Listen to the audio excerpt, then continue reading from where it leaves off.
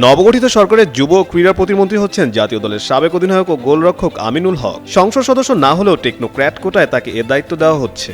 গত 12 ফেব্রুয়ারির নির্বাচনে ঢাকার 16 আসনের বাংলাদেশ জাতীয়তাবাদী দল বিএনপি থেকে লড়েও জয় পাননি আমিনুল। তবে সংখ্যাগরিষ্ঠতা নিয়ে সরকার গঠন করে বিএনপি, আর এরপর থেকে ক্রীড়া মন্ত্রণালয় ঘিরে শুরু হয় আলোচনা।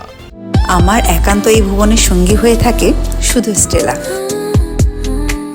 বিসিবির সাবেক সভাপতি আলী আসগর লবি ও সাবেক ক্রীড়ামন্ত্রী নীতা রায়ের নাম শোনা গেলেও শেষ পর্যন্ত চমক হিসেবে থাকছেন আমিনুলই।